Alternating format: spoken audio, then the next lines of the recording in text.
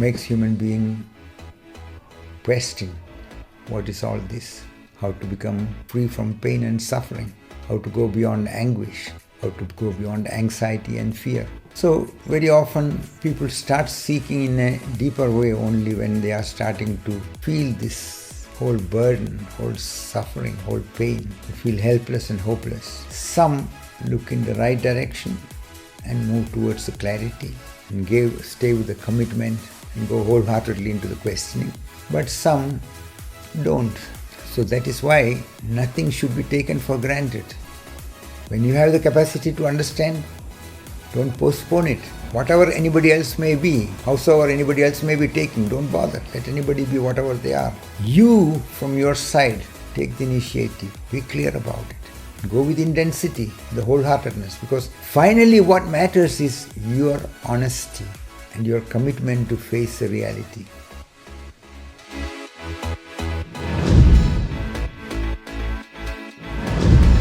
I don't know how to formulate, but sometimes I feel that meditation is more taken like a hobby, and then one has a cozy life as much as possible, make some relaxation exercises, but somehow it's split and not brought into life, and there's not the intensity which is more on the mind level, but not in actual existing. Yeah, it's a very big area to bring into consideration, because this is a human tendency. Even when people start seeking for truth, seeking for what is reality, what is good, what is God, what is truth, it is because one wants to have it better. One wants to have a good life. One wants to have everything more comfortable, more easy. Only as you start looking and consider more the nature of the reality deeply, then many different dimensions, many different aspects become more transparent. Then one can see the biggest challenge is the challenge that everything is changing. Everything is a passing phenomena. But when one is in the intoxication of life, one is caught in the dreams and desires and connected with the fears and calculations and conclusions which are around it. One doesn't see it that way. One doesn't allow this, even when it gets reminded on certain occasions. The inner automatism somehow tries to splash it away so that it doesn't reach you really. That is why, especially in the modern world, in the modern Western society, the fact of transitoriness and the fact of death, because death is the biggest challenge, is somehow seen as if it's a theme one shouldn't talk about. If you start speaking to someone about death, mostly people feel that you are being a little bit morbid. You are bringing something unpleasant and disturbing.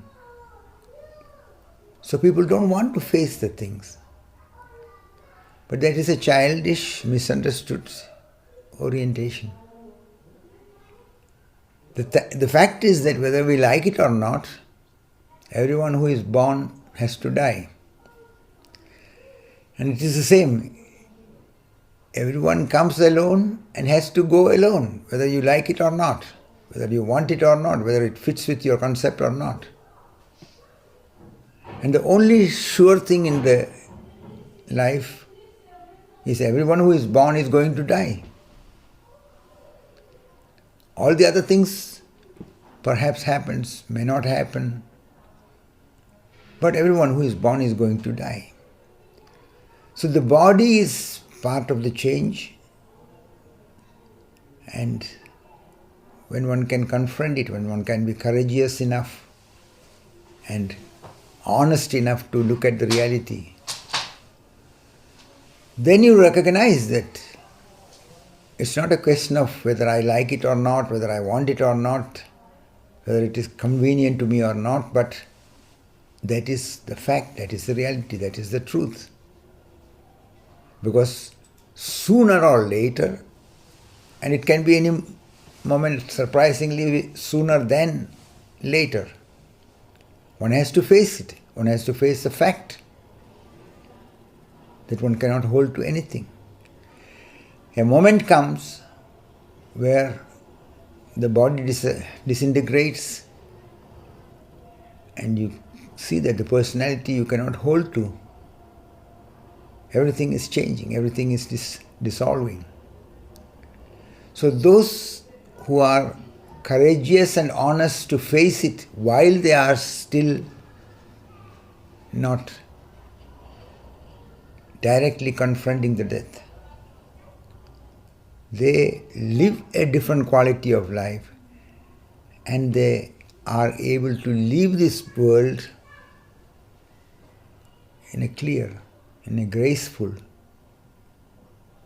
in a state of gratitude. But you are right, this is the way people, when they are starting also to meditate, they hear all these things, they get reminded in different ways, but the automatism goes on, doing it, making it like a ritual. It is made into a kind of routine because it feels a little bit relaxing. But the real meditation is not happening when one is not with the whole heart, with the whole energy, with the inner intensity. Because it's an energetic phenomena.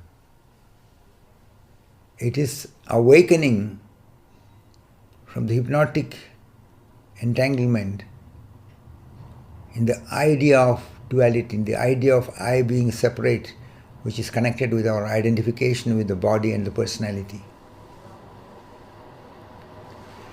But as you can also see in all this, one can only start with oneself. Everybody is having their own processes. Some are ready to understand, some are not getting at the clue that there's a different intensity, there's a different urgency, a different commitment needed to confront and clear. So you can only accept everybody else for whatever they feel and whatever they are. But from your own individual process, let it become conscious, let it become clear. That is the meaning when it is said, live from moment to moment, live wakefully. Live with awareness that I may have to leave everything behind any moment. Those who accept that, even though it is not a comfortable and convenient thought in the beginning, but as you admit that the nature of the reality is such that we cannot settle in this game of the world. And the more you are alert, the more conscious you become, the more it becomes transparent how everything is so relative. And then you also start seeing that how everybody is so unique. And that is where it becomes an inner eye-opener, where you realize that the creation or the creator or whatever way we want to indicate to this unfathomable intelligence and the fantasy and the playfulness and the compassion and the creativity which is behind it, then you see that there's nobody like you and no one else is the same. Everybody is unique. And as the awareness deepens, you start recognizing some very important factors. And one of that is you can watch your body. You can watch your thoughts. You can watch your feelings. You can watch the energy process. You can watch all what is there. Because you are the one who is experiencing all. You are the one to whom it is all happening. And while you can watch it, it is also outside you. So as this awareness becomes so deep, as it becomes clear to you that the body is born and it will die, the personality has come to manifest and it will disintegrate, it will dissolve. But you don't need to suffer. You don't need to get trapped in that identification. And that is why those who are insightful, they are reminding in different ways, while you are alive, confront the death and understand who dies and to whom that does not belong. This is something very unique to the human life, because all the other living beings are part of this wonder, part of the mystery, like also the human being. But the human being can observe it all, has the capacity to get disentangled inwardly from all these processes. And that is what gives the human being the capacity to understand life more deeply, capacity to allow love and become completely clear and free without having to fall into pain and suffering. So human life is so unique. And those who are insightful and understanding, they remind everybody, rather than wasting life, rather than passing time just to engage yourself with this and that, the time, the capacity, the energy, the interest which you have, bring it to go deep, to face the reality the way it is. And it is your individual decision. Nobody else can do it for you. This is what you need to understand. This is a great respect towards everyone, that no one else can make you clear or free unless you want it, unless you are looking for it, unless you are ready for it. And your inner readiness, your wanting, your innermost longing for it, to get clear, to awaken, that when you bring it into practice, it becomes intensity, it becomes that you make this your priority, because you see that everything else is like a passing image, a passing experience, and you need to awaken to the reality behind this passing phenomena. That is very, very significant that you brought this aspect into consideration, because only when you see how easily it can be forgotten, how easily one can get distracted into the routine, and how easily the intoxication of the life can drown oneself, that one does not realize that any moment death can come. And when death comes, and when one has not consciously confronted it, it is very, very painful. Because suddenly one realizes, I cannot hold to anything. there is all the clinging, all the identification, all the fear, all the pain.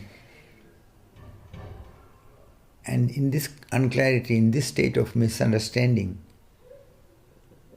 it becomes very, very difficult. There is nobody creating a hell for anyone. The Creator is not punishing anybody. But in our misunderstanding, we can suffer. In our attempt to hold to things which cannot be held on to, we get into so much agony. That is why awakening means awakening to the reality, awakening to the truth. And those who understand it will make this the priority. Then it is not going about it like a hobby. It's not going about it like you do it because you have a little bit convenience and a little bit feeling of relaxation and a little distraction. But sometimes it is in the human nature like that. Only pain, suffering makes human being question what is all this, how to become free from pain and suffering, how to go beyond anguish, how to go beyond anxiety and fear. So very often people start seeking in a deeper way only when they are starting to feel this whole burden, whole suffering, whole pain, and feel helpless and hopeless. Some look in the right direction and move towards the clarity and stay with the commitment and go wholeheartedly into the questioning. But some don't. So that is why nothing should be taken for granted. When you have the capacity to understand, don't postpone it. Whatever anybody else may be, howsoever anybody else may be taking, don't bother. Let anybody be whatever they are. You, from your side, take the initiative. Be clear about it. And go with intensity, with the wholeheartedness. Because finally what matters is your honesty and your commitment to face the reality. Because that is what enables you to awaken from this hypnotic state of believing that I am this body, I am this personality, and the whole intoxication around it. Of course, there is the aspect of divine grace, but that is what everybody will understand when one is going deeper into the inner process and recognize that our part is to do everything we can do to become available to see and face the reality, and then one has to wait. It is not something which we can force and manage. This is the important aspect for all the people who are seeking the truth. And they need to be aware of it. That our part is to make ourselves available and then wait gracefully, wait in celebration, wait with an awareness of the wonder, the beauty. And when there is gratitude in you, when you see that the whole life is a magical mystery celebration, as it becomes clear to you from your own inner experiential understanding, then you become transformed. And the word transform is very beautiful because going beyond the form, transcending the form, transcending the duality. With the form, we are seeing the many. We are in the game of duality. But when you are not focusing on the form, you can see beyond the form. Then you see the non-duality. You come to experience the interconnectedness of everything. That is why those who go deeper, they go into an inner process of transformation, an inner metamorphosis. Coming up next, There is judgment in it. There are calculations around it. But you can watch all that. And this is all part of that one process. That is why, as human beings, we have the capacity of consciousness from where we can observe everything without identifying. And that is how we realize, okay, I can observe this body, I can observe this mind, I can observe the whole interconnected processes. And that becomes the deepening of silence. a lot more questions to be answered. Right after this. You are listening to the Life Surfing Podcast on Spotify.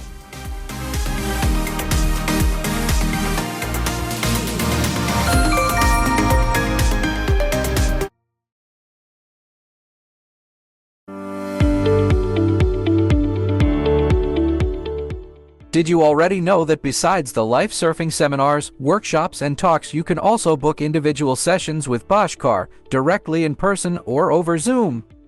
For that, please contact Nora under the email address or over the phone 0497617 09665. In case you want to write an email, you find the email address in the podcast description.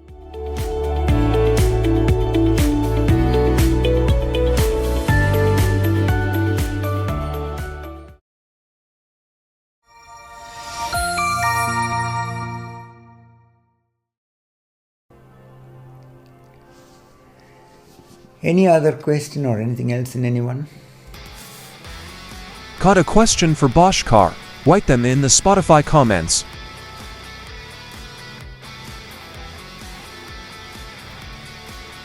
If anything else is there, we can still take time.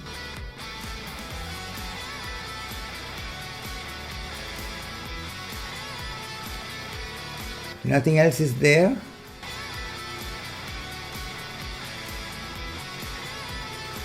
It looks like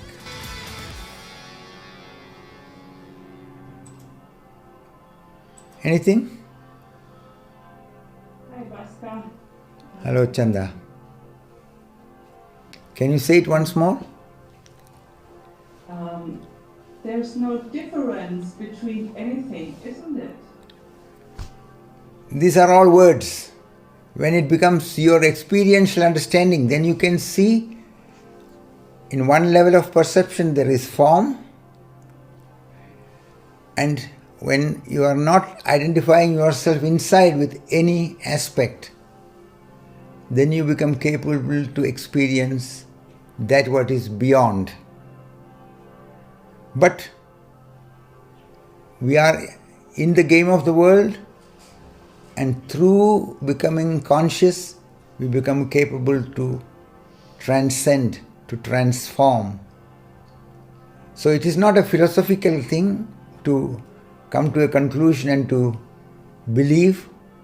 It is something which has to be experientially realized.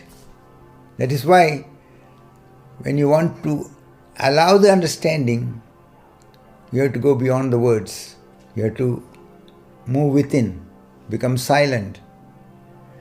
Silence means that you are not engaging yourself with concepts and words and beliefs and arguments and logic. You just watch the whole mental process without identifying with it.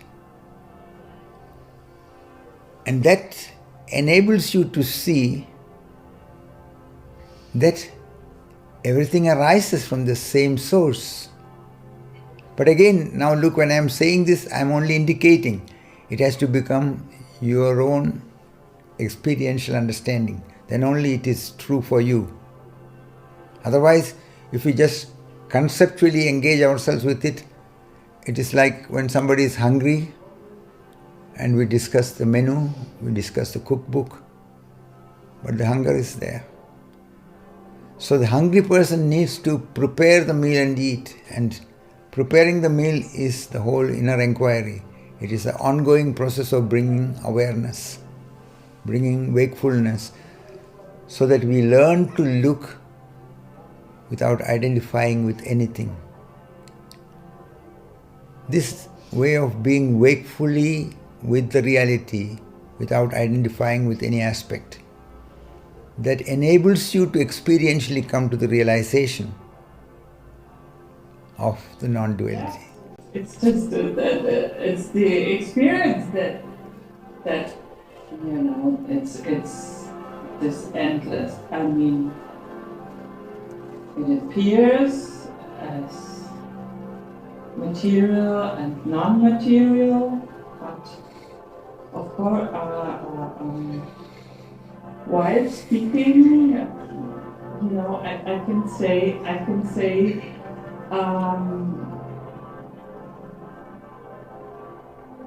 Where is this speaking arising?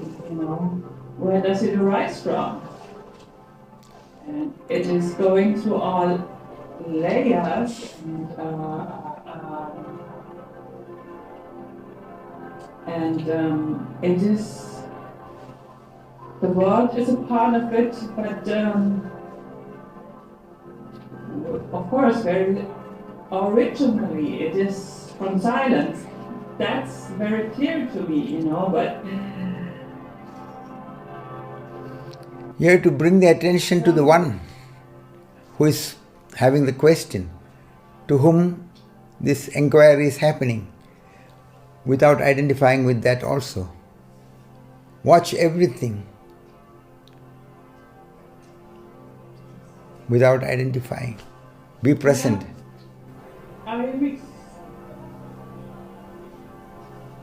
It's just that I start to, just to tense up like crazy when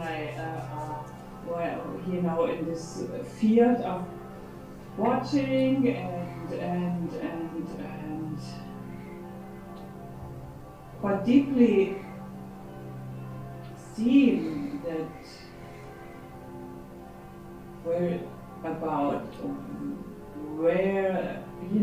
that's silence, everything is coming to birth out of silence, and that is the experience. Also, I can say,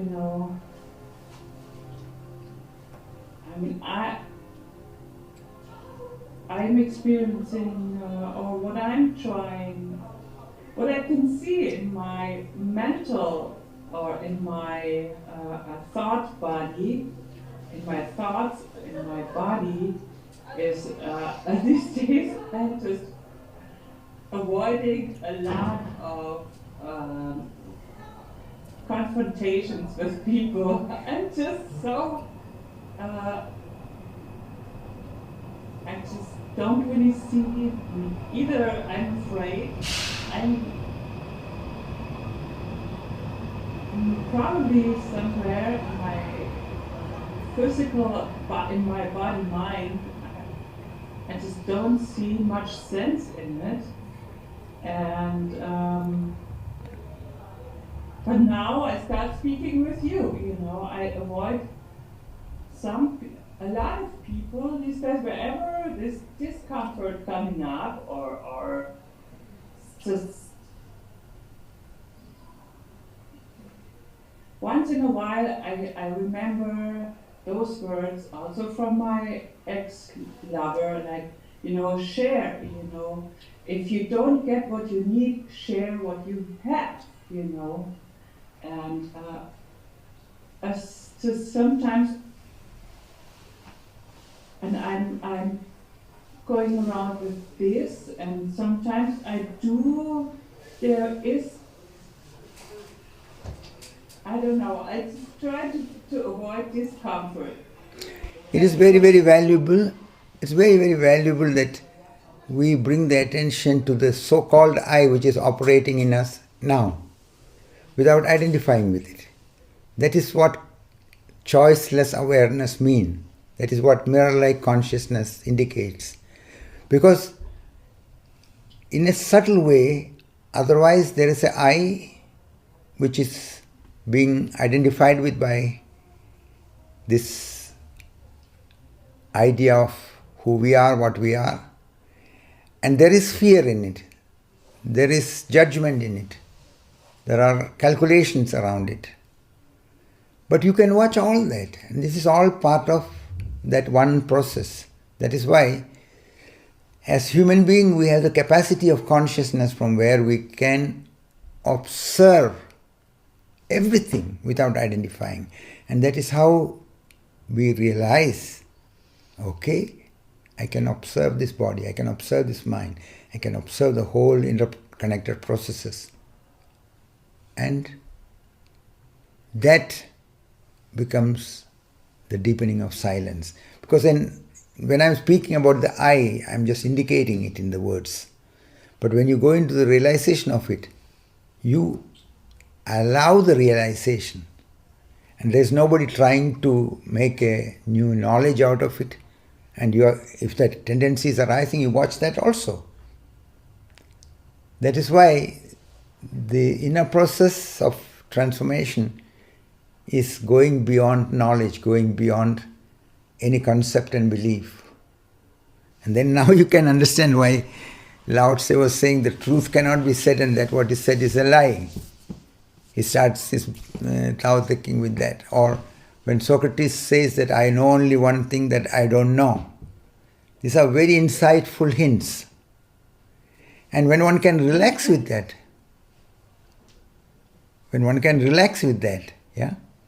stay with it. And stay with all the fears, all the irritation, all the uncomfortableness which arises without identifying with all that. And this is the way to allow the silence. This is the way the silence can deepen. And this is the way to receive the one, to receive the truth, receive that what cannot be put into words. Okay. Thank you.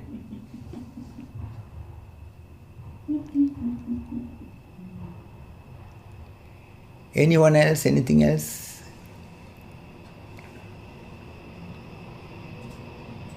If anything else is there in anyone, we can still take some moments. So if nothing else is there, we stay wakeful and present to all what is, without identifying with any aspect, neither trying to change anything, neither not trying to hold to anything. Whatever arises, let it arise, let it pass by. With such an orientation, with closed eyes, we see the next 15 minutes.